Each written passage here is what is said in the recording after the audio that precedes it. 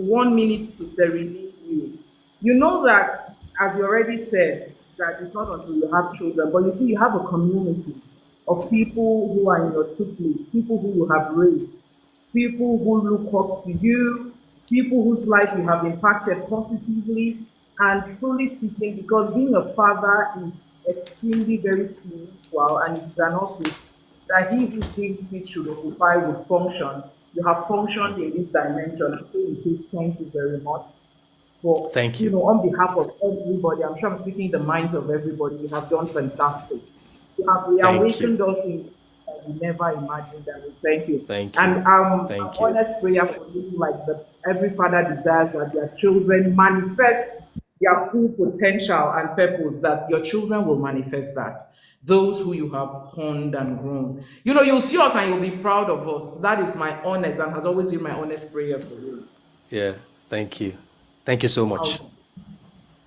So, we are talking about breaking detrimental family patterns.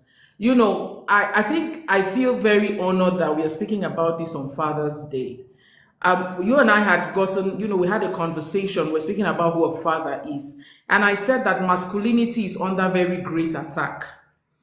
I'm saying this because systems, cultures, narratives, is pushing masculinity or pushing the male of the species into extinction, such that we begin to ask questions like, who is a man?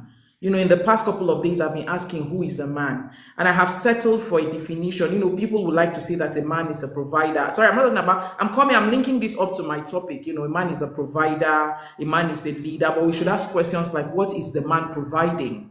What is the man providing? Is it leadership?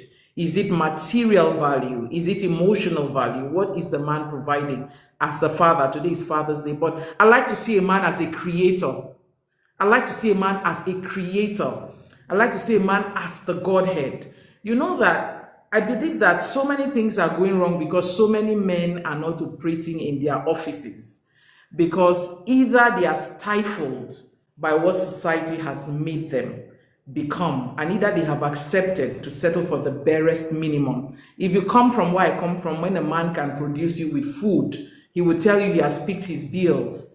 He's giving you rice, gari, plantain, yam. But being a man is much more than all that. So now these are the people who fathers will always father children. Children will always grow. In fact, okay, on a very lighter note or a very serious note, men also brag. Some men tie their masculinity to their sexual prowess. If you can perform very well, you're a man. But you see, being a man is much more than all of that.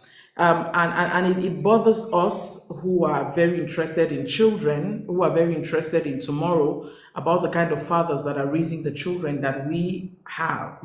So it is not enough to just have these children, but we have to look at breaking detrimental family patterns. Having established one thing, that masculinity is under attack or is diminishing, that we have sons and we are raising boys. And the question is, how are we raising our boys? How are we raising our sons? And this is not to say that we shouldn't question how we are raising our daughters as well, because it's a holistic approach. But let us look at breaking detrimental patterns when it comes to children.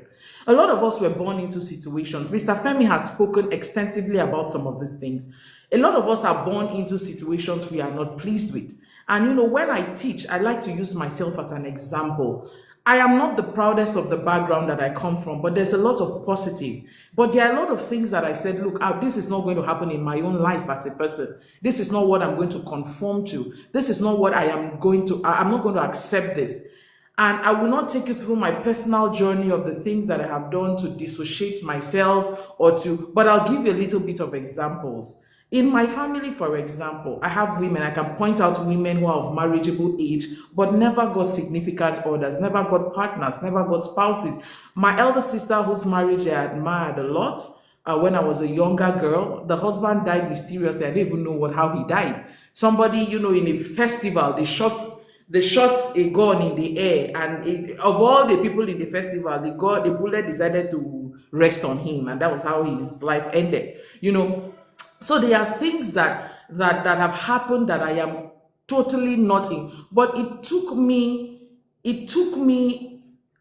the courage to sit down and say, this I'm not going to accept, that I'm not going to entertain, that is not going to happen. That I had to sit down and look at my family completely. The negatives were the most reoccurring, but there were so many other beautiful stories in my family history. There were so many other. My maternal grandfather is such a fantastic person, a great leader, was in the House of Representatives, had all his children from one woman, several, a very decent young man. And this is the kind of pattern that I think that I liked. My grandmother was quite exemplary, the person I was named after.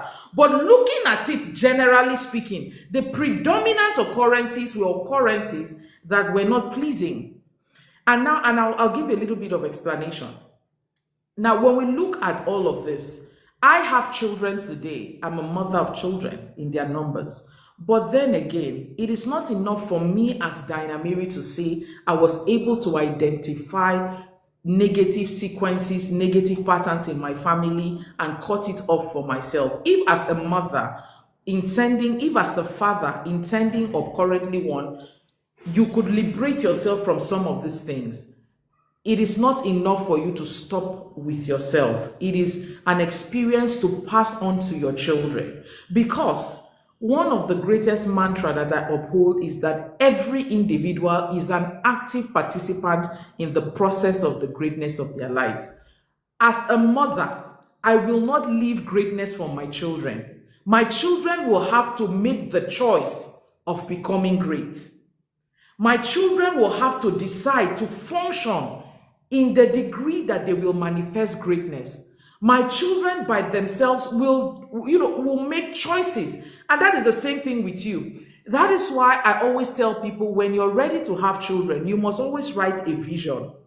The templates from helping your children to break detrimental family patterns is a template you must sit down, design, and carry your children along. Like I always say, that every child has their level of understanding. I don't expect teenagers to understand like toddlers. So you must carry them along. Mr. Femi said something in the course of this class, that repetition, we have been a conditioned group of people.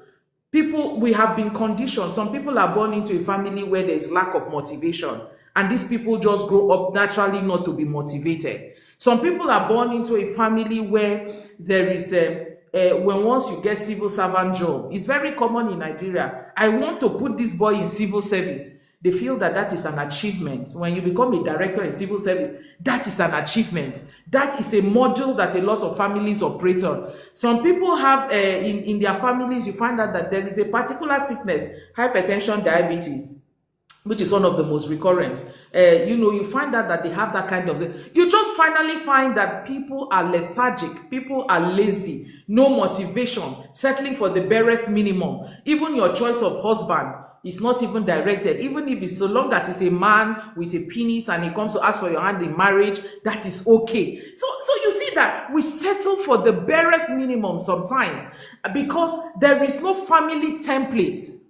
There is no family template. When I started speaking, I said to you that I identified some of the things in my family I wasn't comfortable with. And it is not enough for me to want to escape, but I want to stop it. I don't want my children, if you love your children so much, to provide food for them, to provide nourishment, to provide clothing, to provide education.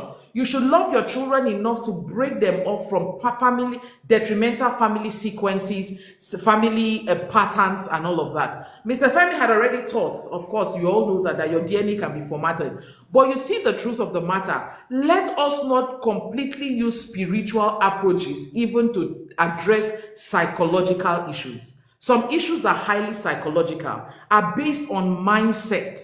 A lot of the problems, some people, you don't need to pray. What you need is action. You need to stand up and change the pattern. That is why, I was born into a Christian background with Christian orientation. The time you used to do tarry night, sometimes you need to use and read a book. The time you used to do tarry night, sometimes you need to use and do action points. And do set. Sometimes the time you used to do tarry night, you need to use that time and talk to the right people and get the right direction. It is not always in shouting. Don't be a spiritual nuisance. You must have in-depth understanding of what you are doing. When I do my rituals, I do it very dedicatedly and I get results. I'm not jumping into every and anything. Some people on spiritual program 25, now that TikTok has become the spiritual database, everybody is listening to everybody and you're not executing anyone, you're not getting results. Let us tailor ourselves in a manner that we are result oriented. Now, when you have children and you want to break these detrimental family patterns, set a template. A template is the foundation. A template is the standard. And this template will not only involve spiritual activities or spiritual events, it will also involve psychological and physical routines. Some routines are as normal as having periodic conversations, assessing different assessments. Now, when you want to do this, first and foremost with your children, like with my children, my youngest is getting to 8 years old. This is the conversation I had in a very friendly, a very open, and a very sincere way. They are families. And every family has different, we can identify families by their strengths, by their negatives, by their this. If you go to your communities, you say, this house is the house of so. For that house, so and so know they happen, so and so know they happen. And I said to my children, in my own house, these were the things that happened. My sisters didn't do very well. And I was a girl in that family. So the possibility is that possibly I wouldn't have met your father. I wouldn't have had you as children. I wouldn't have married. I wouldn't have been desired by any man. I wouldn't have had the aura that is excellent to attract any man. But I had to be intentional about myself. Today, and I said to my daughters, today I can attract any man that I want. The older I get, the more beautiful I have become, the more gracious I've become, the more succinct, the more clearer, the more accepting of possibilities and attracting of positive energy. I wish I was like this when I was way younger. My choices would have been a lot better. You know what I mean? And I was speaking to my daughters, and my daughters were like, I said, yes, but it didn't happen for all of my sisters. And the reason why it happened for me through these years is because I have decided to distinguish, and this is what I expect of you, my children. You should have a standard. You should shape yourself in that standard. There are things in my family that I do not desire to pass on to you, and I want you to reject it, spirit, soul, and body. There are things in your father's family that are not pleasing. I want you to reject it, spirit, soul, and body. But first, you must understand. You must ask questions. And as your mother, I'm here to assure you, support you, and to guide you. Now, having said that, when you know your family history, your children are privy to knowing your family background. Some families, let me tell you, even the simplest thing like sibling rivalry. Some siblings in some houses fight. They fight in a deadly manner. Some siblings, even in their old age, there are some brothers who cannot trust their brothers. There are in some families, you cannot trust your sibling with your own children. There is a high state of jealousy.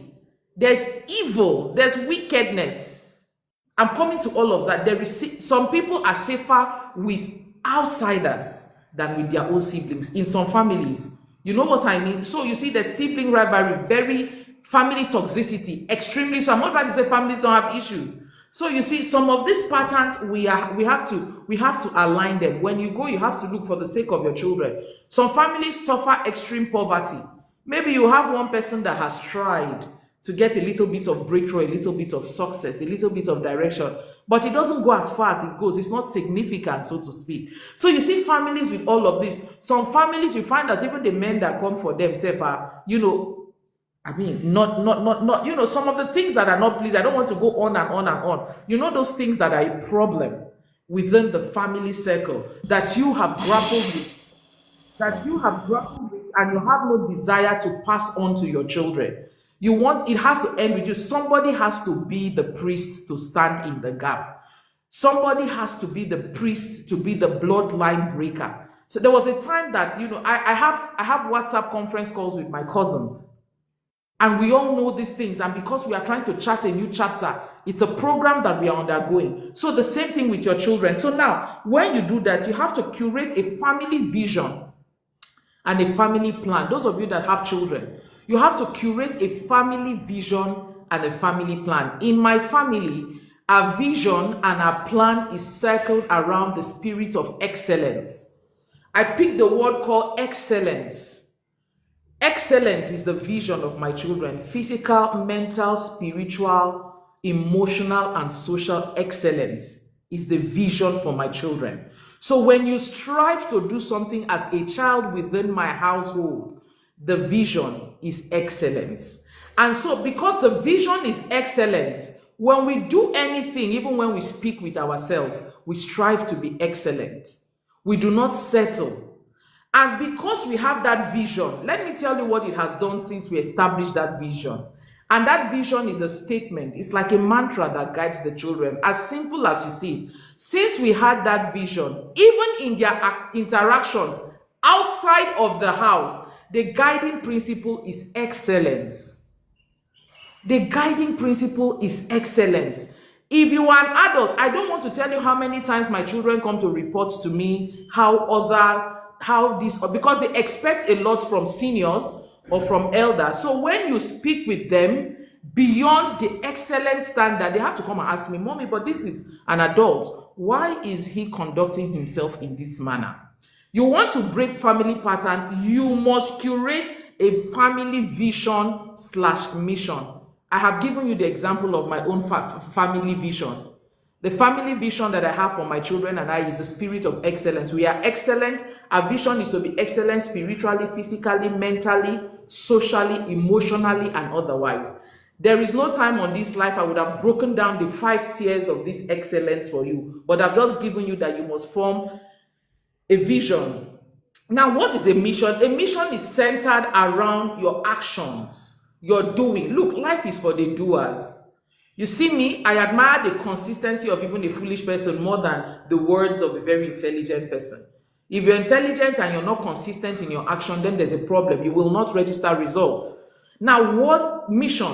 Now, when you want to break detriment, now this is when you want to break detrimental patterns, when you have a vision, first and foremost, you have identified from family history that these are the issues. Then secondly, you now settle in for vision, creating a vision. A vision. I hope you know that words are spirits and are life.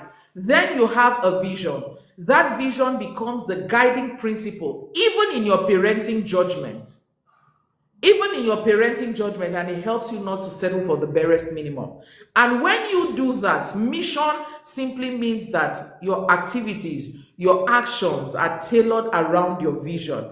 Now, I'll give you, for example, with children, if you have children who are between 0 and 9 years old, you know, children between 0 and 9 years old, their attention span is not like your own. They are not able to do something, you know, like they cannot sit in one place for too long, you know. So that's why I always talk to parents and caregivers that, look, when you're dealing with children, don't expect perfection. Don't expect them to perform like you. Their anatomy, psychology, everything is not 100. So you will need to be consistent and grow with them, okay? So now when you talk of mission, I like using dressing of the bed, for example, because my vision, our vision is excellence. When the children wake up and they dress their bed, sometimes they want to be shabby. Children know how to cut corners and are very manipulative. Even to the bed. So spiritual work is not until my daughter has to go and burn incense. If she dresses her bed properly and attains excellence from dressing her bed, it is a reflection of how she will comport herself in other areas and other dimensions.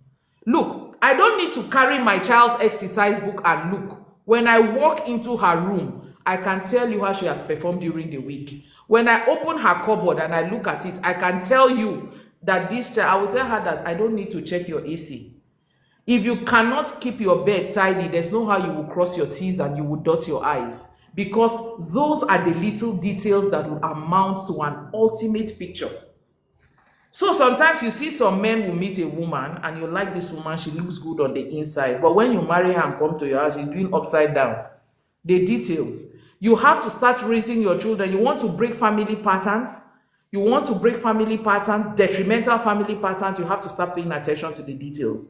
So you see, it is statutory. So it is not enough for you to think that your children should just make their beds, sweep their room. But your children must understand that in sweeping their room, something as little as that, dressing their bed, keeping their personal space neat, it is going to be an ultimate reflection of the kind of CEO they are going to become, the kind of possible wife material they will become, the kind of presidents that will become. Of course, for those of you who have heard me speak before, I've told you people that I'm not interested in complaining about the president of my country. My concern now is in raising the president that I want Nigeria to have.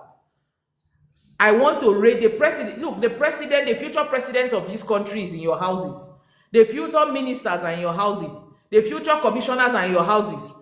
So the energy you use in criticizing or critiquing for now, use to raise your children to become the president's future and all of that. So we have to start by breaking these detrimental patterns.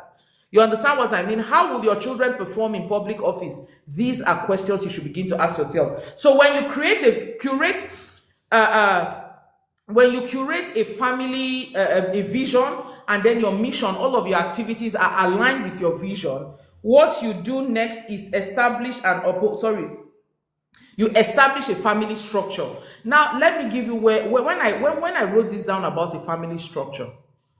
Sometimes when we are in our houses, it's actually in the details. All of us sitting down here, we are a summary or a totality of who was raised, what we were taught from the beginning. The reason why some of us are tied in religious practices is because our parents always took us to church. Some of us, like my mother, when I ask, why do you do this? My mother will say she doesn't know, but we should just do it. I say, how can you say you don't know, but I should just do it? I have raised my children to question things, question standards. Why do I have to do this? Why is this right? Why do I feel right about this? When I do this, how do I feel? I don't have a proper understanding. Can I relate to this dimension according to my understanding?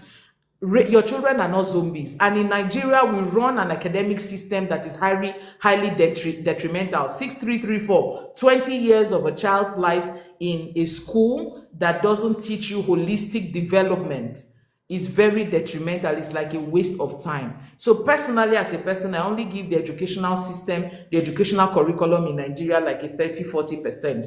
Because at the end of the day, we are not raising or teaching these children holistically. There are areas that are suffering. And so a lot of parents have given up on their children before time because they look at their children's terminal results. If your child doesn't have first or second or third, you think that the child did not do well. You don't take into recognition that there are different kinds of intelligence. There are different kinds of intelligence, and you're not helping your children to harness these forms of intelligence. There's linguistic intelligence, there's body kinesthetic intelligence, there's musical intelligence, there is interpersonal intelligence, there is intrapersonal intelligence, there is a naturalistic intelligence, there is a existential intelligence. There are 9 forms of intelligence researched by Howard Gardner, and it is the truth. So a child who does not go now, somebody said sport intelligence. Sport intelligence is under body kinesthetic intelligence. It doesn't necessarily mean that you will become a sports professional, but the principles that are garnered in sports is applied in very many other areas of your life. So one of the ways of breaking detrimental family patterns is by identifying the forms of intelligence. Please do not scold your children because of classroom performance. Some of the teachers we have in Nigeria, they don't have it. Don't kill your child because you did not come first, second, or third. Please. I've had the privilege of teaching in the College of Education for 10 good years. 10 good years. And oftentimes one of the questions I ask myself is, are these the people who are going to teach other people's children? Then we have a problem. Because I have had the privilege of marking the scripts of those who will become teachers in government schools. So I can tell you that there is fire on the mountain. But that's not why I'm talking here now. So the home is the first place. When you're a parent, you are the first teacher. That template you will build will design the kind of child you're going to roll out or the kind of young adult you're going to roll out in the future. The schoolwork is just one aspect of it. One aspect. I will not elucidate on all that. Maybe Mr. Femi will do a structure where we can do all of that. But for here and now, breaking detrimental family patterns, identify the problems, identify the issues, because the manifestation of your children is based on the bloodline. What that blood that is flowing through you is flowing through your own children. And so we must stop that nonsense in their bloodline. Secondly, curate a family vision that will guide the child, guide their activities, guide their occurrences, and a mission which will be the action, the rallying point for the action. Doctor, you Oh, yeah. You have up to 12:30, so you have enough time. You don't rush. You have enough time.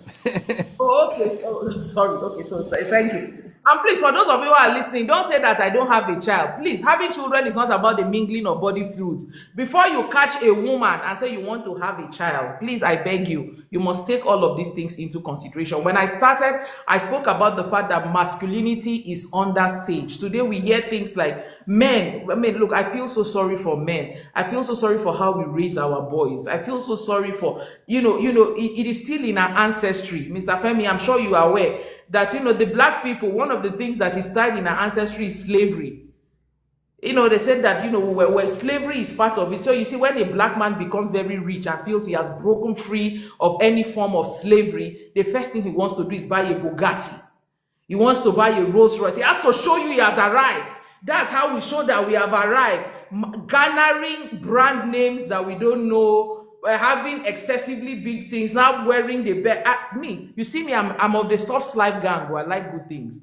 But you see, I don't do it because I want to prove a point to anybody. It's for my feel good. I feel like I've worked hard and I've earned it. But so you see, I'm coming somewhere with this slavery story. It's like a script that was handed over to the black race. So it is a mentality thing that we have to liberate ourselves of.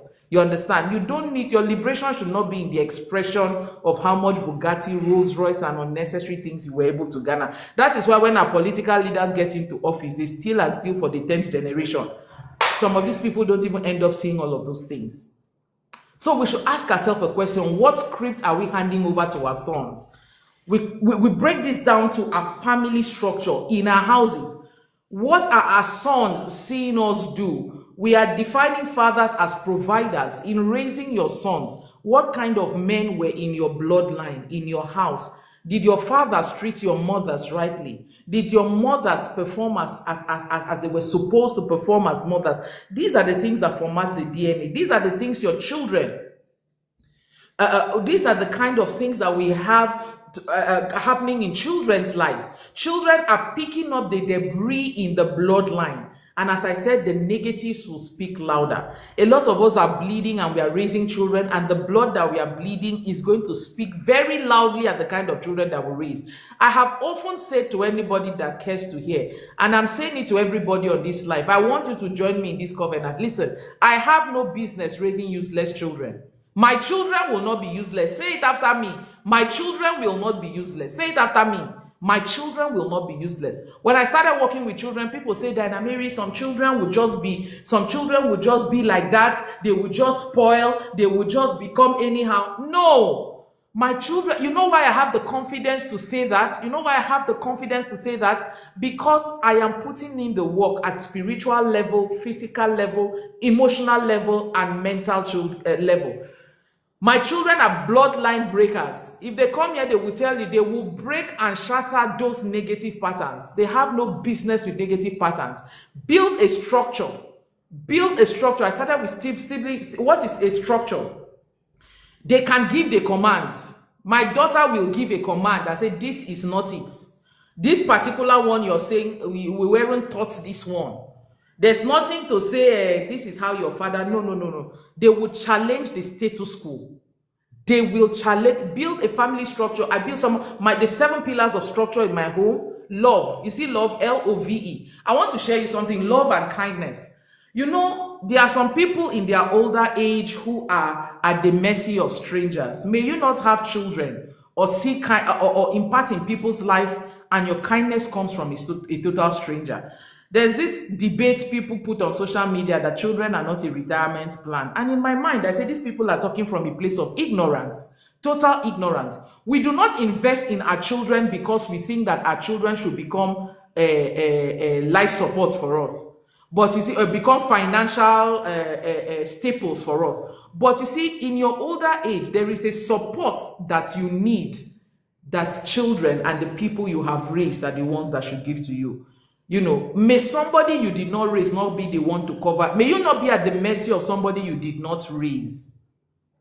Do you understand? May the person you did not raise come to cover your nakedness. Come and cover your nakedness. No, you're not raising your children because you want to get anything from them, but because you have taught your children love and kindness. You become the ultimate beneficiary in your older. It is just normal. When you raise a kind child, that child will be kind to you first.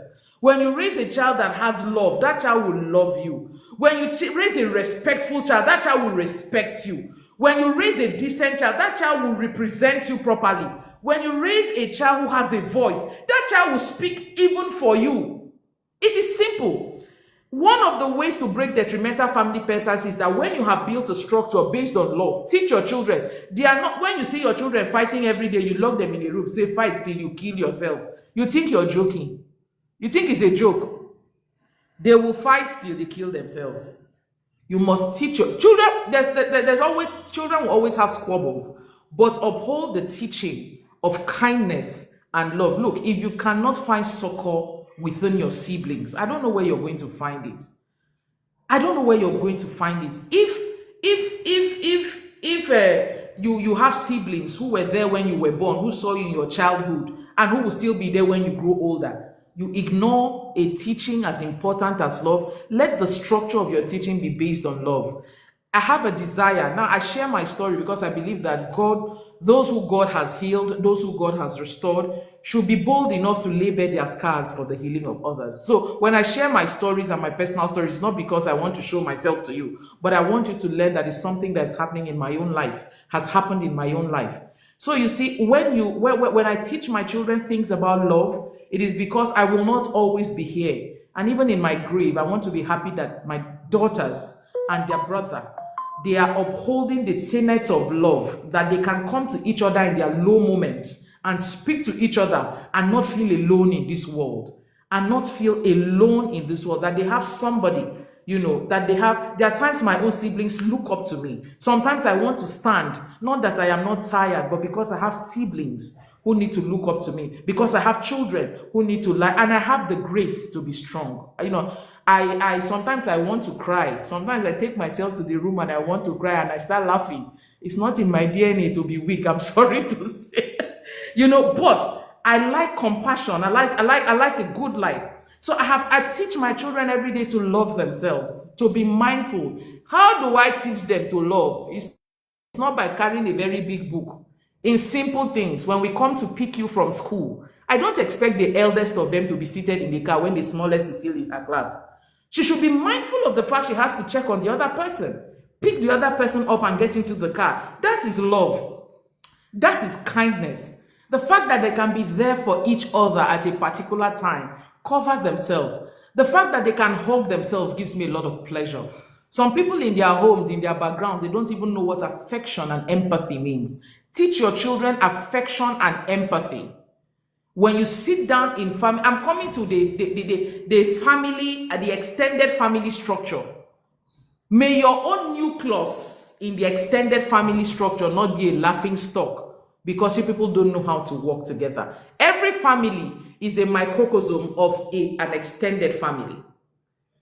I remember in 2019 when I went for an election and somebody called me. The man didn't vote for me, but he held my hands and he said, I am so happy that you've been able to uphold your father's name. I thought your father's name had gone down, but every day I see you, I see that your father's name is upheld. I see what you do. The man did not vote for me, or he was in the opposition party. But I can tell you that there were people, even till today, who speak and say, my father made a lot of mistakes. At the same time, he did a lot of correct things. But I'm happy that there are people who see that his name has not gone down the drain. You see, you have to raise children that will, I want my children to uphold my name, right? They should uphold my name. They should uphold the family name. It may not be a personal name. Do you understand? They are building their name, but I will be happy to say that Splendor, the daughter of. So teach your children love. Once in a while, now I spoke about building family traditions. Build your traditions very strong. I heard Mr. Femi the other day saying, once in a year, they all go back to their mother, to his mother, and they spend time with them. And you know, when he said that thing, I was laughing because I do not understand. I know you're my teacher, sir, but please forgive me to function in my office as the teacher for today. I do not understand if he knows what that ritual means. A convergence of everybody in the family house. It is a fantastic family ritual. A ritual as simple as eating at the dining table, everybody, every Sunday. You don't know how symbolic and how powerful that is.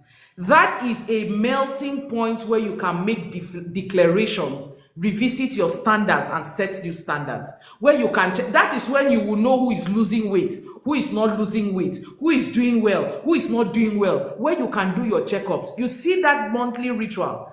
There are families where you would hear the CEOs will say, look, I have a meeting, but I have a meeting with my family. There's a family gathering and I must attend. I have to be there. Look at such families. Families go on vacations together. Families come together. It may be a very small thing, but one of the family traditions to break detrimental family patterns, you see that union where you come together as a family, as a nucleus, and you speak and you revisit the issues. It gives you time to audit. Now, let me tell you what happens. That even those people who have not checked some boxes would like to say, God, we they gather for December. Wait till I will go talk for that place. They will always want to come out in their best leg. They will always love to come out in a way that either they need help, they ask for it, either they want to present themselves in a good way, either there's always that gathering of the family. When you have a family, maybe people are not as big as Mr. Femi them yet, or you have like my family, my children, we always have weekly meeting. In my house, it is a standard and they know. You see, banks have Monday meeting. Those who work in banks, they have Monday meeting. What are they doing? They are meeting their targets, talking about their targets. Any institution that wants to stand the test of time must have their meetings, weekly or monthly or whatever it is. So in my house, every Sunday, instead of allowing my children to go to people I don't know, we have a Sunday weekly meetings. What do we do in the Sunday weekly meetings? We review what happened the previous week and we know what we are doing or we are including in the week coming. Now, how does this apply to breaking detrimental family patterns? You must live a conscious life if you want to break family patterns. It's not until you go to the shrine. You must live a conscious life. And when we come together, we end up burning candles, burning sages, burning Palo Santo, and making declarations every Sunday. We must cleanse the space. We must cleanse the space. It is a ritual that is repetitive. And I remember when my daughter was in primary 1. This was years ago. So they told them to write an essay. And in that essay, they said, write about yourself. So she had written like 5 lines of what she knows from the class. But she remembered affirmations and the rituals. I am beautiful. I am a bloodline breaker. I have an excellent aura. She wrote 2 pages. They called me from the house. The school called me. When I read it, I couldn't have told them it is our affirmations that we practice. But something kicked in. She wrote things that, yes, because primary 1 child, what is bloodline breaker? Because at home, it was written on the cardboards and pasted on the entrance of their door. So by reading it every day, she could spell all those things. The elements work in my favor. The earth obeys my command. They say, this your essay has become something else. So primary 1 girl, she wrote everything in her affirmations. So what I am trying to say is that part of breaking detrimental family patterns is your ritual of coming together and using you see your words, you see words, you see these words and this tongue, even the holy books, those of you who are Christians, who have a Christian background, says that life and death is in the power of the tongue. Life and death is in the power of the tongue. Mr. Femi has often spoken about storytelling, charging yourselves and speaking things, and we think it is a joke. No, it is not a joke. You know, when I wake up in the morning, even in my subconscious, I'm declaring. I never wake up, I never open my eye, but somehow it is so embedded in me that my subconscious can declare. I don't have a choice. My body, my spirit is conforming to that. I speak. My children speak every time. We started a community of parents who constantly affirm every Saturday morning, 7 to 7:30. We teach ourselves and we affirm 7 to 7:30. And, as we affirm, the children, those of you who go to church, you hear of deliverance session. The greatest deliverance is the deliverance that you as an individual chose to deliver yourself. So our children use their mouths to deliver themselves and say, I break myself from negative family patterns and negative family sequences. The children rebuke it with their mouths. I release myself from family patterns that do not serve me. I release myself from family patterns that do not serve. They speak it, and I uphold the family patterns that serve me. They say it every Saturday morning, 7 to 7:30. We have our children gather in the presence of the parents and they speak it out. And even when they are children, they know it. They say that I will not attract a useless husband.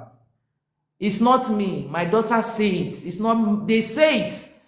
They don't shy. They know. Say when it is right, when the time is right, I will not attract. I can't have invested in my children for them to now be a basket that all of this will drain out because they married a certain man. So they speak about it today. And as their mother, I am in support of it. Remember that when I started this session, I spoke to you about marital issues in the bloodline. In my own family, the marital examples are not impressive. And I do not wish that my children will pick that up. I do not wish that my daughters will pick that up. My last daughter is 8 years old. And they say the oldest is 12. And they said, look, when the time is right, a useless man will not locate. Of course, they know what marriage means. Will not locate me. My husband will be valuable to me. I will be valuable to my husband. My husband will bring out the best in me in partnership, like I will bring out the best in him. My marriage will not make me cry. If a 12-year-old girl keeps affirming this until she is 22, 23, please tell me why she will attract a useless man. If anybody can give me a good reason why she will attract one, tell me. She cannot. You see why I walk confidently? I'm not the one praying and hitting my head. My children are active participants in the process. When they realize that they have taken their time to manifest a good husband, do you think when they marry, they will go and scatter the husband? They will go and scatter the home? Because they know the work, the effort they themselves are putting. As their mother, I'm doing my own prayers. So don't get me, I pray very dangerous prayers. But they are part of it in speaking it, in serenading themselves in it, in understanding the place of standards,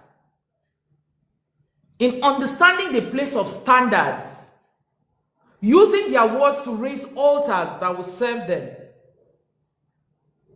using their words to raise standards, altars that will serve them, cutting themselves. They can literally identify the negatives that we spoke about. So should it be that a man comes to them tomorrow, for example, they know the kind of conversations they will have because they know the kind of qualities they are looking for. I remember speaking to my daughter who is 10, and I said to her, some of the things we look out for, when you go on, look, don't deceive yourself. When your children are up to 10, they started crushing. They started having emotions. So don't just deceive yourself. Once your children reach adolescence, they have become sexually aware, and the more you deceive yourself, the more they will go outside and express themselves. So they talk about, look, a crush. So the children have this thing, they say they are crushing on. So I had a conversation with my daughter. I said, Como, not that I don't have the answers. I said, why do people crush? This crushing thing. Say you just like somebody. I say, why? There should be a reason, We're speaking of excellence. Why do you? I said, come, you know of the hormones. When you have hormones are kicking in, and yes, and I like the fact that you're crushing on a boy. That's a fantastic thing. But there should be a reason. You should begin to check the people for whom you gravitate towards. There should begin to be little standards. Is it because he's just a handsome boy? Do you think being handsome is good enough? Is that all that it takes to drive your vision and your mission in life? You say it's true, mommy, this thing you're saying is true. So you can have a handsome fool. I'm not saying you should go for badly looking men. No. You can have a handsome idiot, who is of no use to your life. Is it that the boy spoke and you think he was making sense? Do you think like he comes first in class, he presents him? What are the reasons? What are the parameters? So you see, each time you have the desire to gravitate forward, call yourself and do what you call critical thinking. Part of our mantras in our house is critical thinking and problem solving. Before you take an action, think through it. There should be a critical thinking process, because every action will always get a result, a reaction. I mean, you will always. So now think through it. Why am I crushing? Is this the right time? And I said to her, I said that the body will always respond to the hormones. You will express those things. There are people you will see, you will like, but that's just to tell you you are growing to a place. It is not action time. You caution it. It only shows, even as your mother, I'm happy that your hormones are kicking in appropriately, that you have the ability to appreciate a particular gender. For me, that's good news. But you see, this is not the time for you to exercise any intention towards the way you feel. So this is where discipline comes in. So it gives you room and it gives you time to speak to these children significantly. So you see, I hope you are taking note of the parental involvement if you want to break detrimental family patterns. Some families, they have a standard of children always giving birth. You can be a born one, teenage pregnancy. In some families, you have incestuous family relationships inside the house. Look, sorry, some of these things we have to speak about them because they are happening. We are either too busy hustling, pursuing money, so as parents we are not present, we are not available. But I'm sorry to say that you're messing up big time.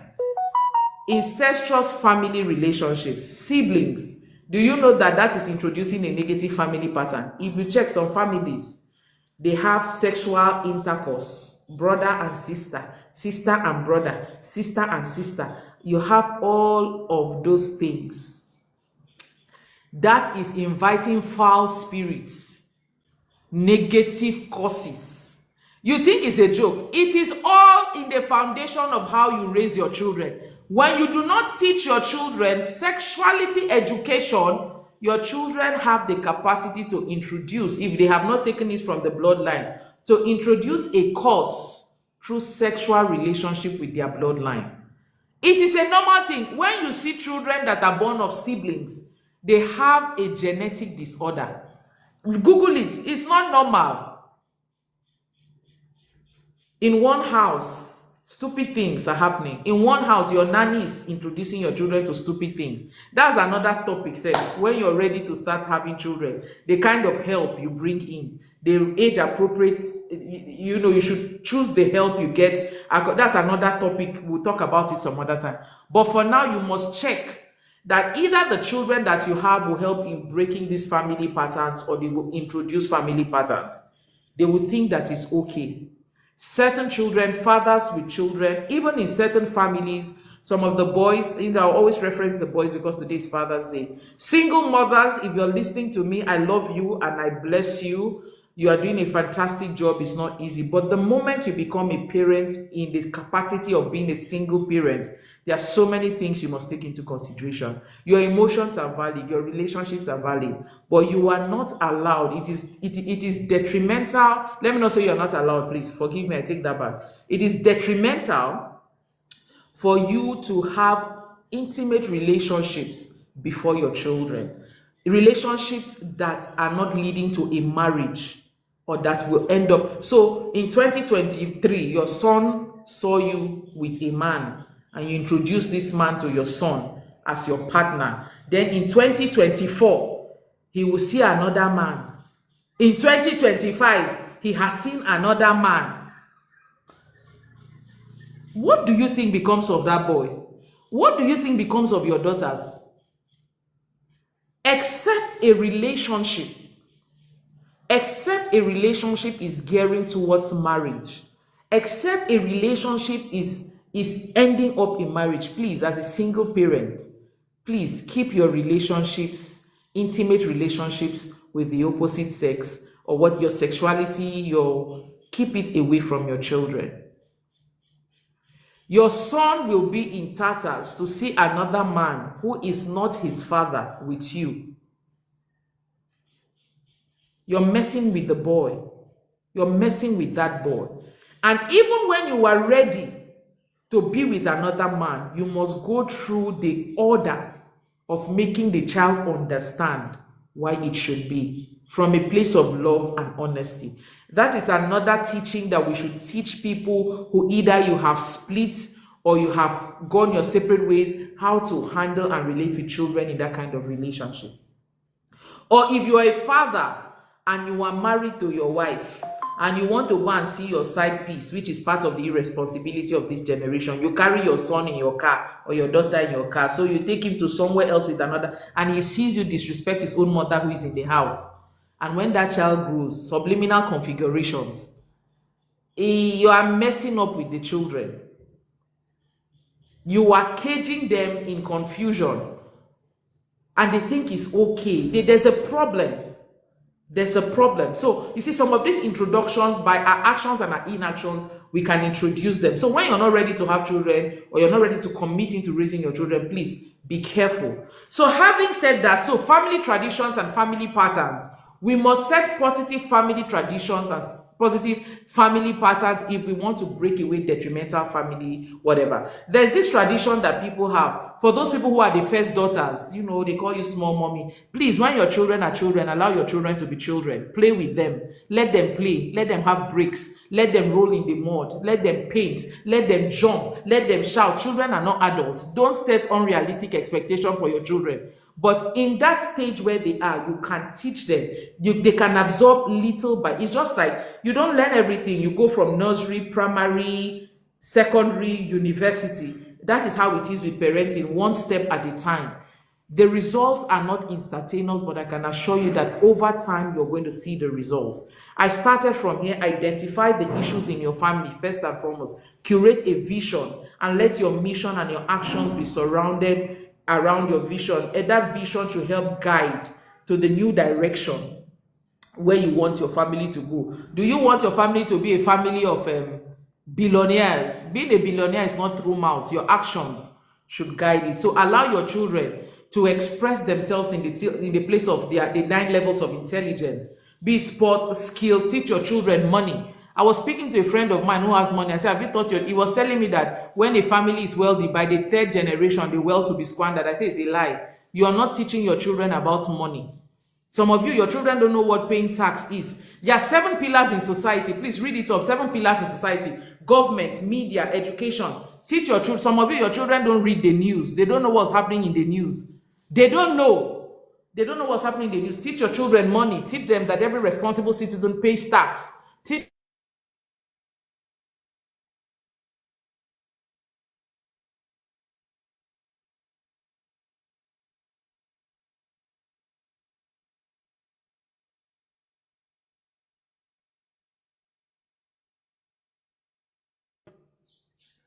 I'm sorry. Teach your children how to invest, how to make money, how to make profit. Teach your children what profit is. The fact that they're children and you just throw things, resources at them, money, food, blah. Some of you, if you go to your houses in your dustbin, you see food. It is not right. Oh. You go to your dustbin, children are cleaning food and putting it in because you have too much. Teach your children discipline. How to harness. Mommy, I want... In my house, I don't buy Indomie. Oh, sorry, because it's not healthy. Teach your children nutrition. What they eat. Teach your children decency, how to look good, how to smell good. You are raising a captain of industry. You are raising kings and queens. Certain things that are in the bloodline will not be helpful. If you are raising kings and queens in the royalty, for example, the British royalty, you are not allowed to marry outside a particular circle. They are standards.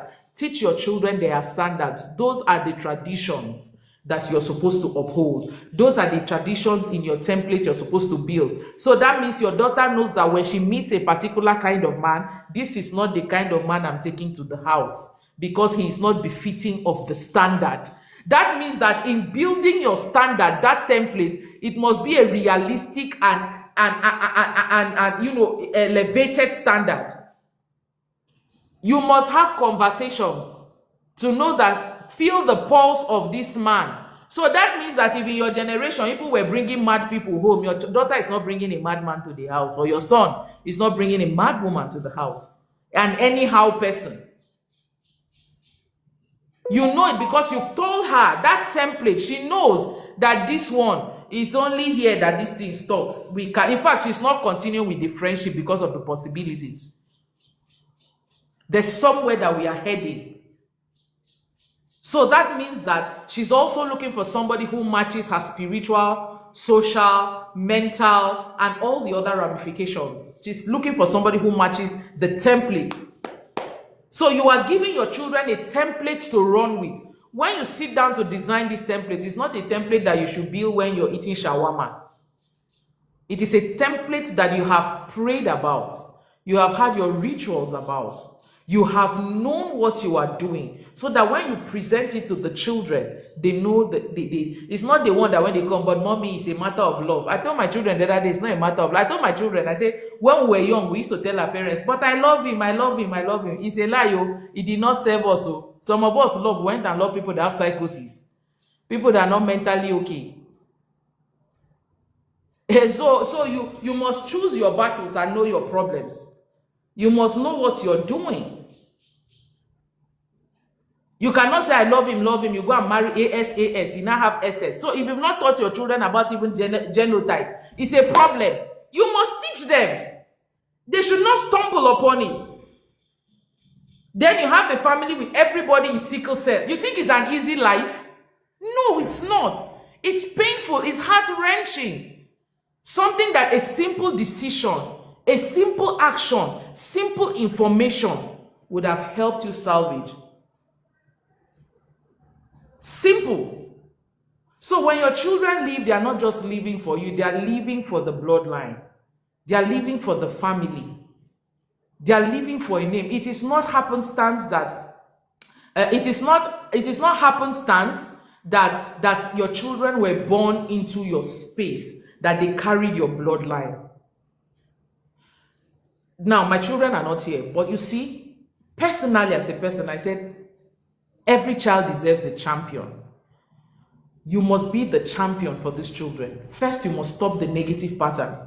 You must set a template in the new direction. When you ask one of my daughters, who is your role model, she'll say, my mother. It gives me a sense of pride and joy that my daughter thinks I'm her role model. And I don't want to fail her. You know what I mean? I don't want to fail her.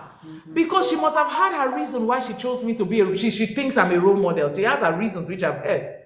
You know what I mean? There are things that I've deprived myself of, not because I don't want to have them, or not because I don't want to do them, but because I have children. When you get to that level of divine commitment, you must approach it not just physically, but divinely. It is not a joke to have children. I want you to think of this mentally. Have you ever thought of the pain of having useless, irresponsible children? Would you ever like a situation where you'll be going to the police station to bail your children? Would you ever like a situation where your children will marry a drunk and you have to go and be settling quarrel? And inside in your old age, you are crying. Would you ever like a situation where your teenagers are walking all around the place? You go and pick your daughters from the hospital, say they went to do D&C and they went to quack doctor. It's because you didn't teach your child sexuality education. We must break these patterns.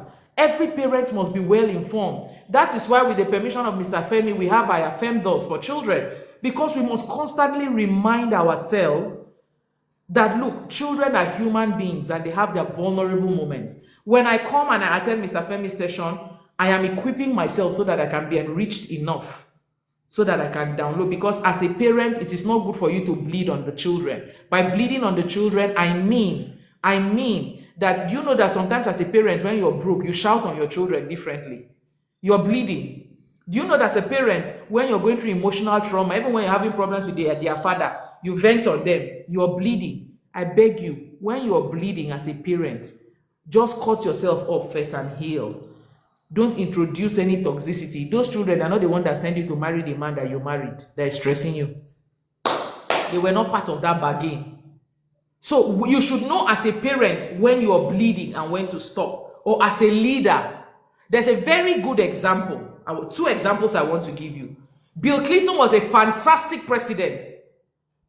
But when you call Bill Clinton, one of the first things we remember is Monica Lewinsky. He bled in office at that point. So when you were weak, know when to recoup. You see why that auditing is very important? That auditing, to know when it is time for you to at least take a break and refresh yourself. Mr. Femi started the class by saying that some of you feel so familiar. You've heard everything. You think it's time for you to germinate and you become an iroko tree. My dear sister, brother, you must always refill. You must always be in that place. Repetition, continuity, consistency. That's how you... Parenting is not instantaneous reward. Parenting is rewards along the way, and the ultimate, it is a step. You keep going. You keep going. There's never a time. And I'll take you back to the cartoon. You know, they say Lion King.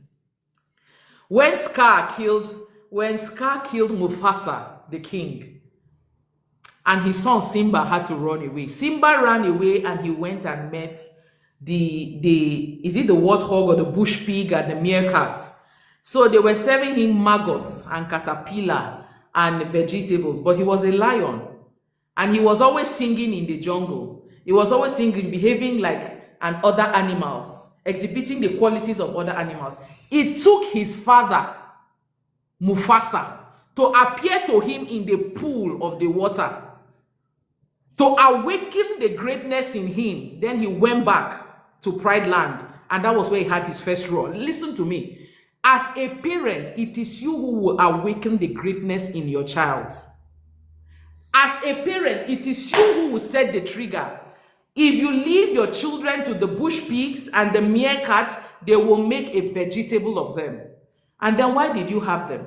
There is greatness in every child. And this greatness has the capacity to destroy negative family patterns. But it is highly dependent on the fact that you as parents will wake up in your priestly place to set the templates, that will release these children and the greatness inside of them.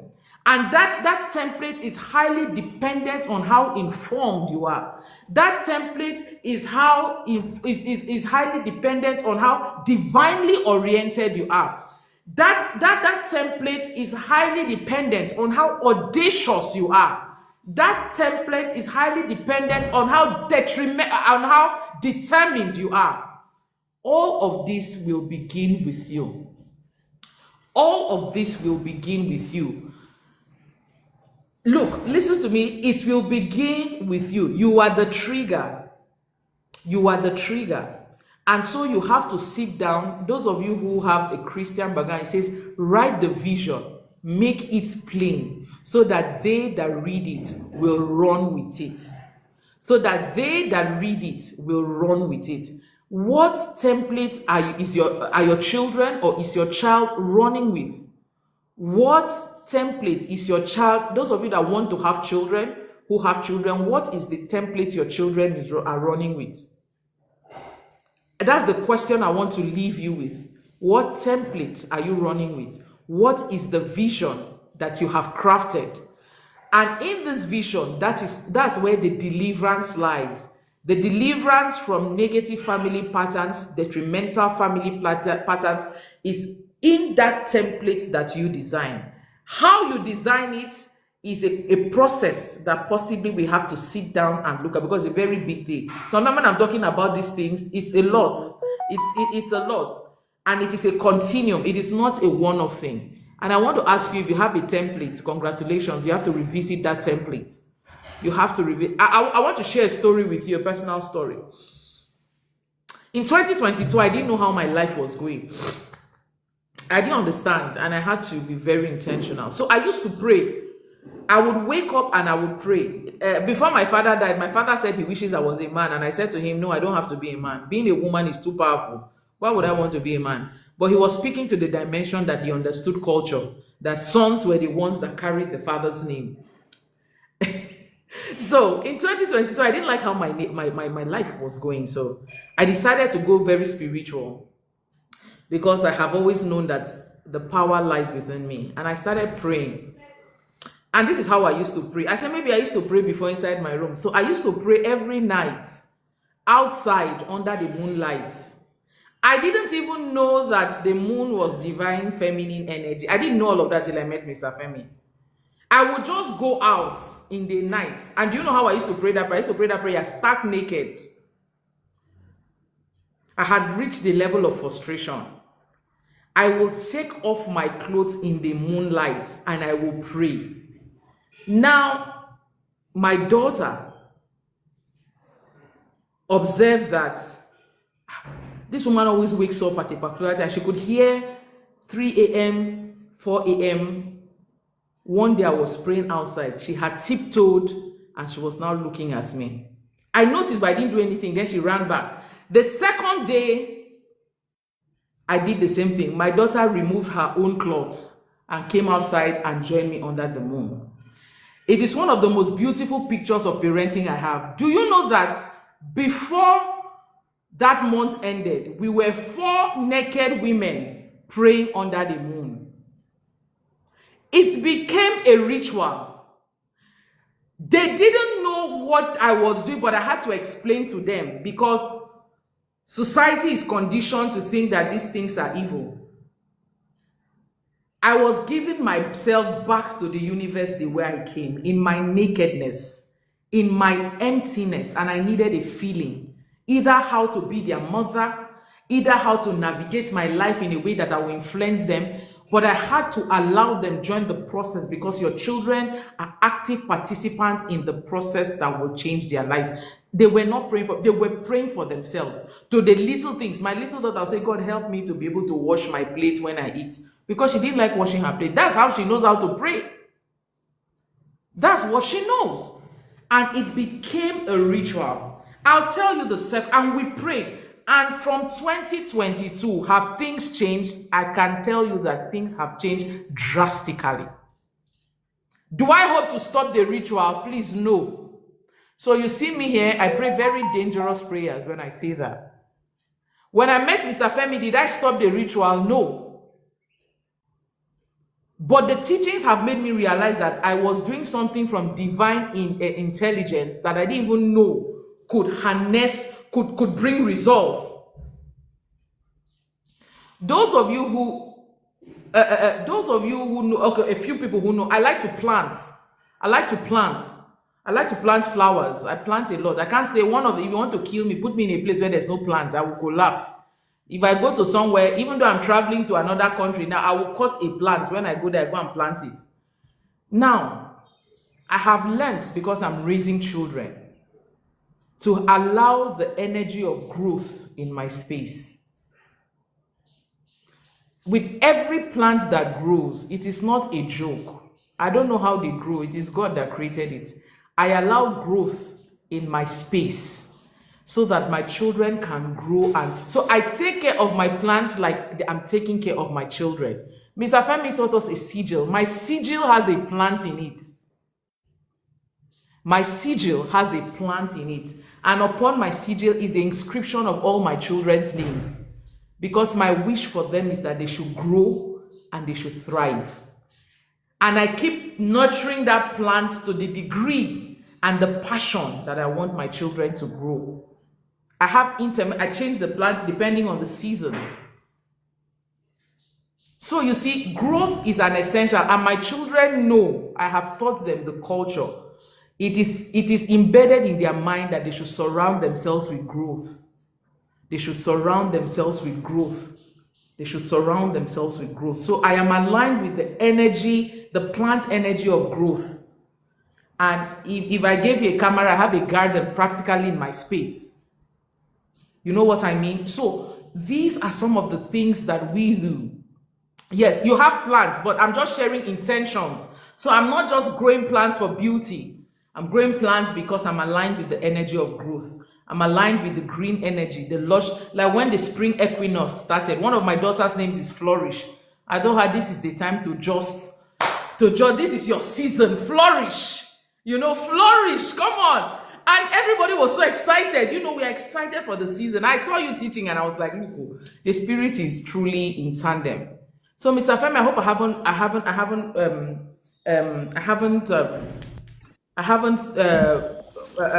wait. No, you haven't. You can do some 10 minutes more. Okay, good. And Yes. one of the things that we must do to break detrimental family patterns is find your voice. Find your voice. Everybody has a voice. Listen, the family you're coming from is conditioned to the pattern that exists with them. And they may most likely, no, they will not release you very easily. And some of these conditionings are beyond physical realms. And please, and I want to say this with every sense of caution. I'm not telling you to go and fight with anybody. This is work for yourself. Some of these conditionings are beyond dimensions that your eyes can see. And when you identify these things, you must, as a matter of truth, please, oh, I'm not telling you to your family is important, your family tree is important. Your family will be very happy when you do very well. But the truth is that because you're coming from a place that doesn't know how they can go about doing well, they will most likely criticize what they are not familiar with until they see results. Results stops nonsense. Result stops nonsense. Do you understand? When you bring the result that is contrary to the results that they have been producing, they will have regard and respect for you.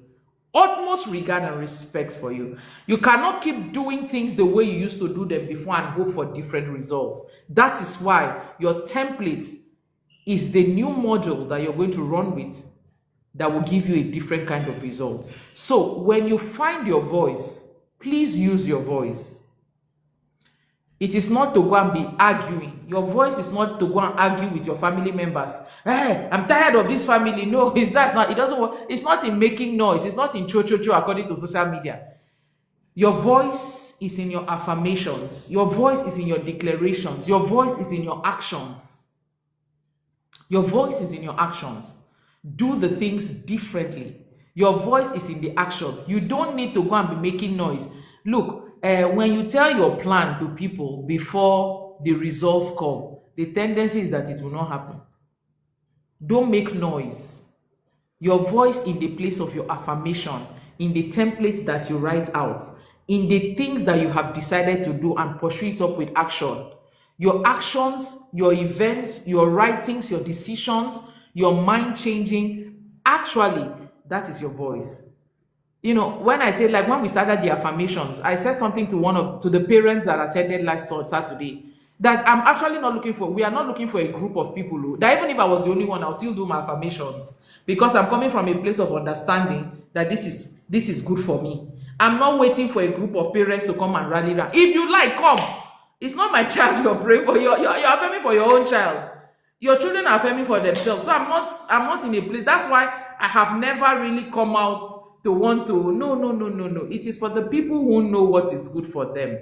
The place of affirmation. So when we wake up in the morning, my kids, everybody, and I hope that they are also there with their kids, and we're affirming. We are using our voice consistently and continuously to rewire our minds, rewire our brains, and speak to the elements, and they all align in our favor. And we have seen results over time, ladies and gentlemen. So please find your voice. A lot of people are in the place of knowing that things are not going okay, but they have not taken action.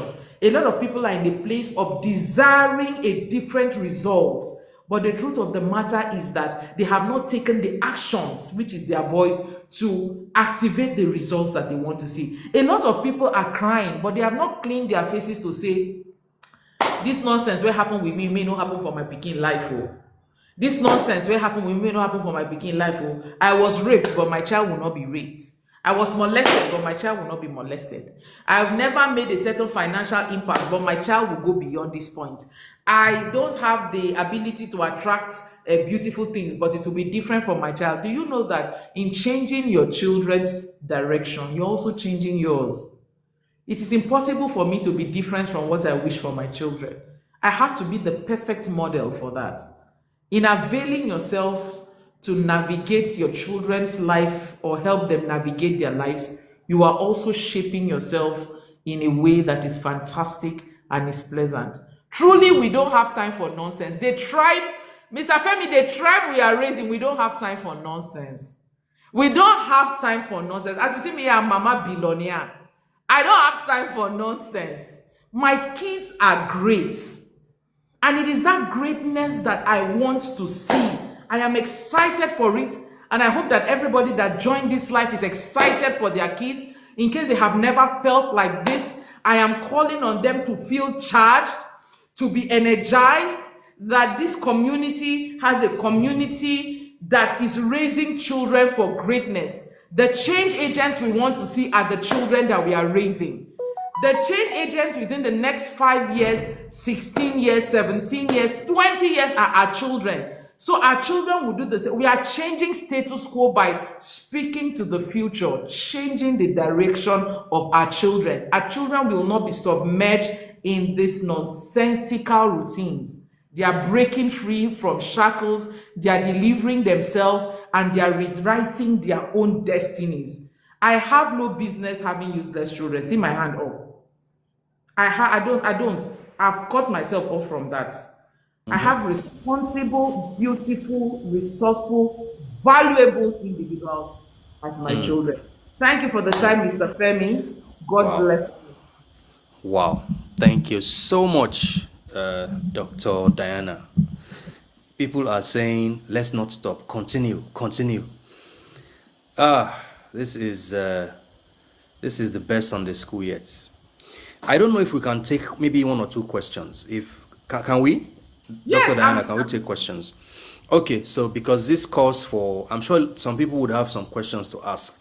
And you can also follow Dr. Diana on our page. She is Diana Mary Nsan, right? Yeah. Yeah, can we type the, okay, I'll type it and send it here. Diana Mary Nsan, that is on Instagram, on Facebook, and on TikTok. So if we have questions, guys, kindly send a request. We would prefer you to come up if you would like to ask a question. If you'd like to ask a question, send a request and I'll bring you up and then you can ask your questions. And then you can also type the questions. Please, I want to join the parents praying group. Adetola said she wants to join. Follow Dr. Diana Mary and then you can get more information about that. Follow her right now. Can you pin her ID in the comments? Can you pin it? I can't pin it here. So follow her and then you get more information. You should be going live too, man. Yes, the people are saying you should go live on your platforms too. Yes, okay. Is it true? I promise you I'll be going live on my TikTok platforms. The reason why the affirmation session is not live on TikTok is that we don't give room for anyhowness. It's a very solemn, so we keep it on Google Meet. But I will be going live on my platforms as well on TikTok. Please, thank you. That's an oversight. I tried to, but I'll be going live. But for this thing, when you inbox me, I'm going to give you. If Ibro could also put my number, I could WhatsApp the link to you. Okay, so can we also somebody ask a question. Dr. Diana, how can I deal with negative pattern that has crossed to over 10 decades? How can you the truth is that the thing with patterns is that they have existed even more than 10 decades. If you check it has existed more than 10 decades. There is never, do not be scared by the duration. You're trying to put 10 decades to gratify or make it look like it is extra. No. Family patterns are family patterns, whether it is remember when I said that a family pattern can start from incestuous relationships and all of that. It can start today. And and when that blood spills, it is a cause, it is something that has started. But it is not how old it is. Rewrite it. Identify what these patterns are. What are these patterns? What are they? What you need to know it. It's not to say what are these patterns. And when you know these patterns, that is the first place. The first place, and that is what will help you curate a vision. So it is the same thing. It is not different from, let us not gratify or make it look so grandiose or grandiose. And no, whether it's 10 years.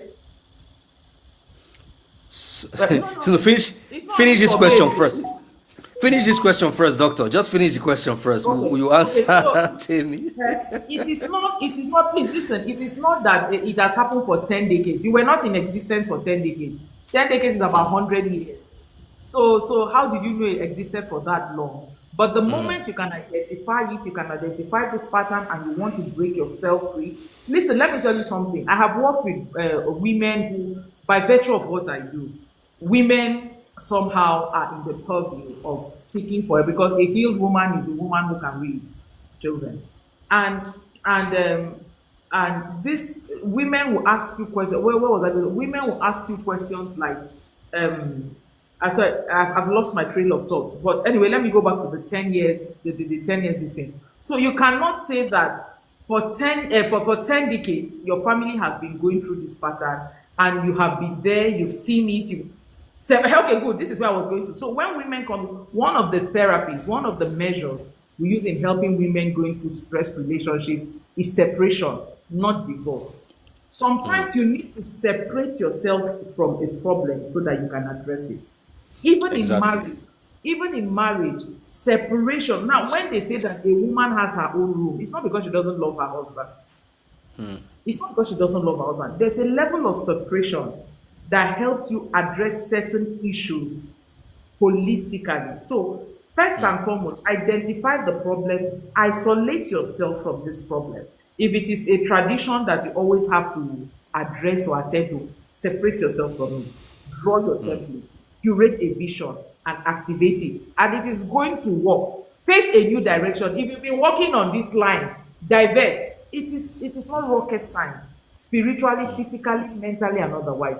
First identify the problems and then you can take it up from there. And because it is a continuous process, don't isolate yourself from the people that can help you. I want to believe that the people in this community are in this community because they are separating themselves from the things that have held them down or that have held them bound. That is why they found this platform. You understand? Even in parenting, when your children are adolescents, when they are in the stage where they become hormonal, hormones are kicking in, they want to be alone, they want to get into their rooms and shut their doors. At that point, that is when mentorship comes in. That is why you need a community of people who can help you mentor your children. So while they seek validation from outside, that community of mentors are people who will help you through their adolescence and teenage years. Do you understand? Imagine your daughter was mentored by Dynamic. She can't miss it.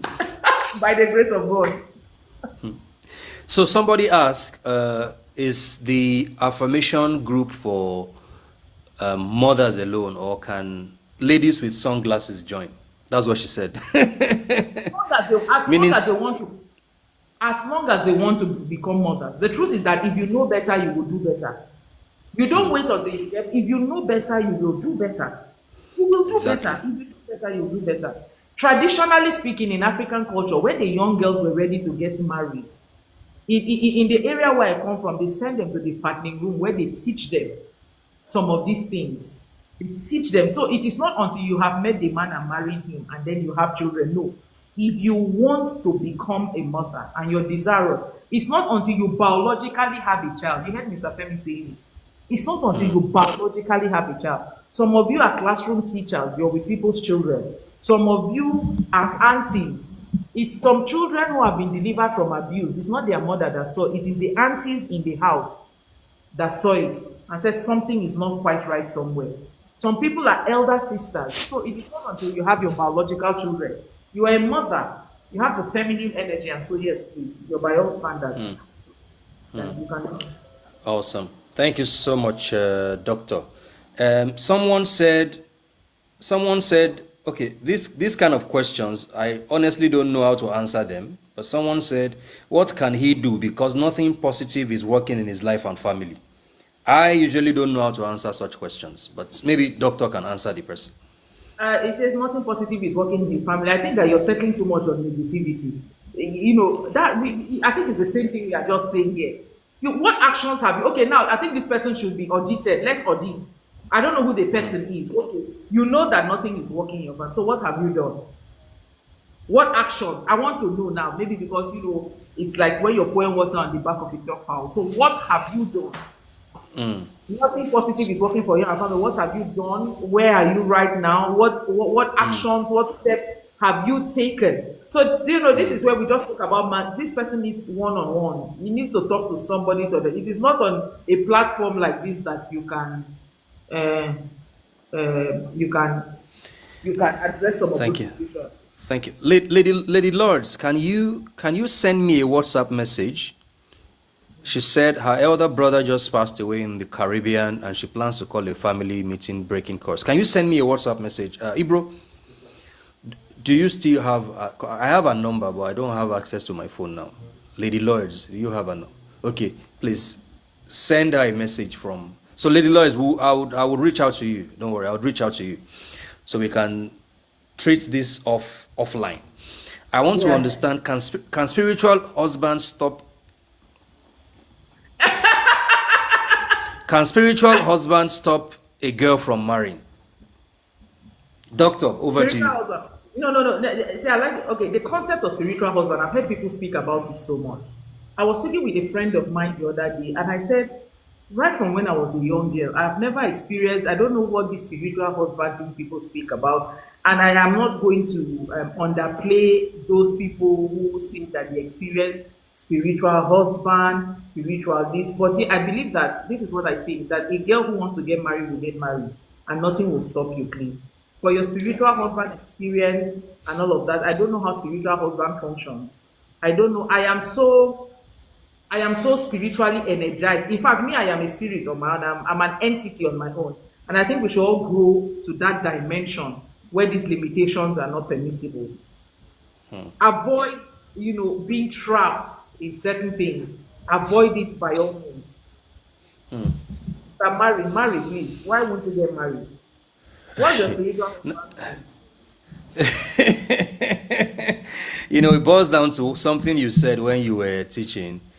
Because we are in this season of spiritual awakening, but what a lot of the teachers and the so-called practitioners on social media are doing to people is they are putting them in new chains.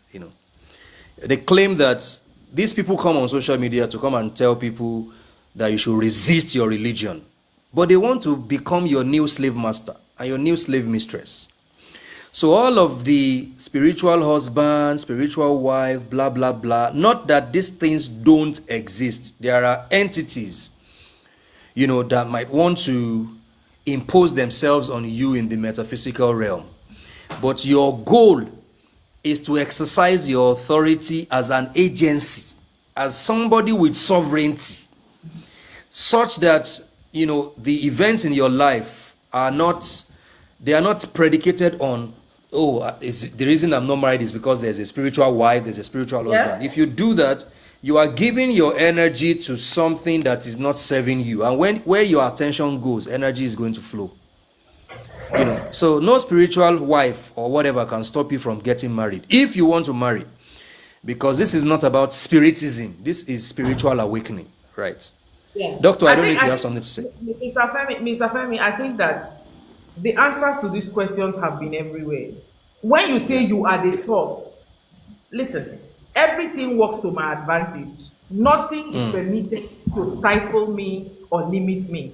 I will send you an errand, be you an elemental, you will align to my, I am the source. I am the oracle.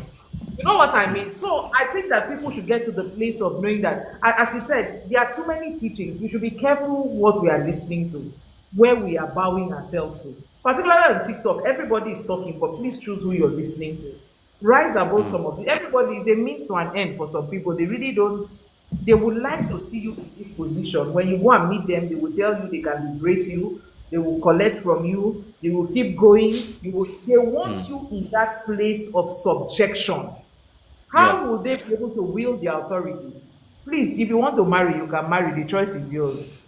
Exactly. Uchenna, if you want to marry, there are so many handsome men, rich men out there. They are looking for you. They want to marry you. So start thinking in that direction. I am a pretty, beautiful, virtuous woman who is eligible for the right man.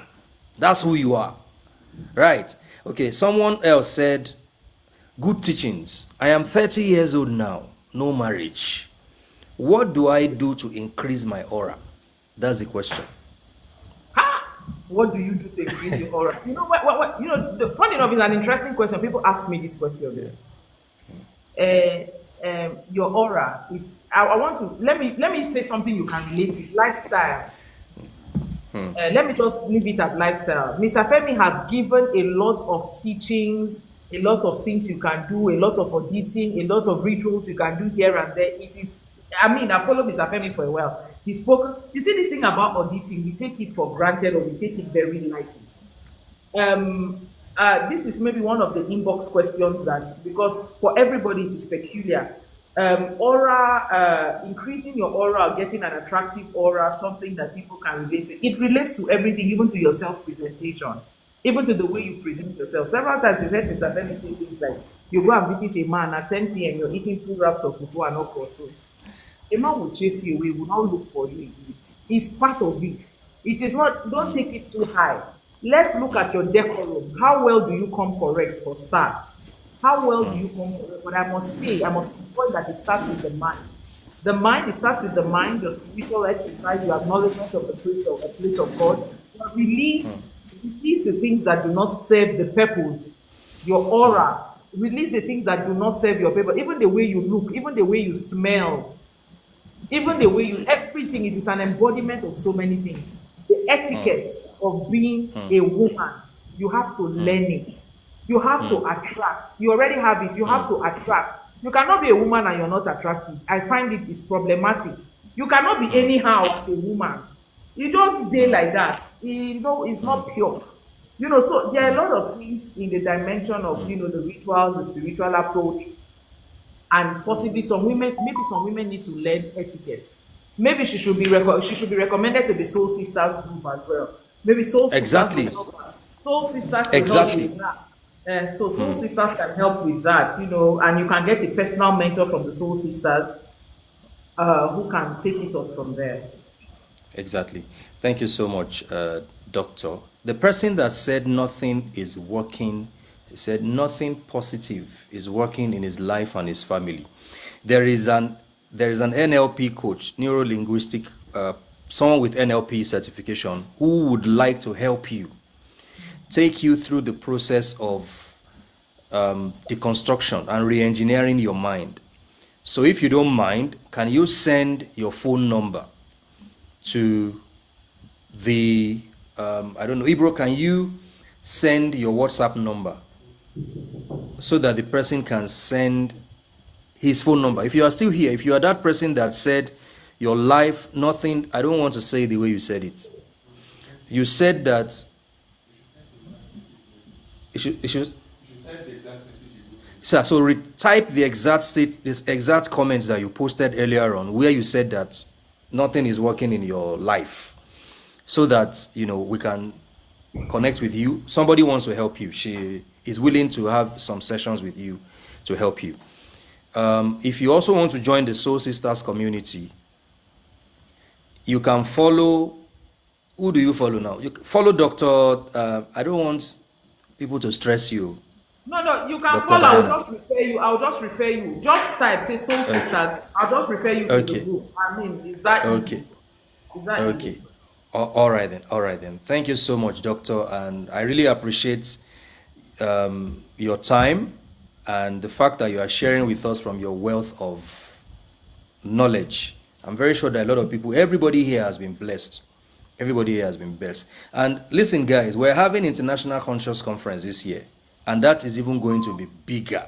It's going to be bigger than this, because the theme of the conference this year is the African Renaissance. So we are focusing on African parenting, raising the girl child, raising the boy child, African business and entrepreneurship, African education, African spirituality. Those are the, you know, areas that we are going to focus on. And it is from August 8th to August 12th. It's going to be a bang. So and Dr. Diana, of course, is going to be one of the key speakers during that event. Also tonight, we're going to have the subscribers, TikTok subscribers only session. I started a topic with you 3 days ago on casting spells around your name. So we're going to have that later tonight at 9 p.m. If you're not a TikTok subscriber, you can subscribe by clicking the subscription button on my page. Today is Father's Day, and we're wishing all the fathers, you know, Dr. Diana, you know, let's say something to the fathers. You know, you say it first, and then I'll conclude. To our fathers, I'm very emotional because I was a daddy's girl, and I know the impact my father had on me. And looking at this generation and this time, a lot of fathers, men process things in silence. I know that you are quiet with your pain.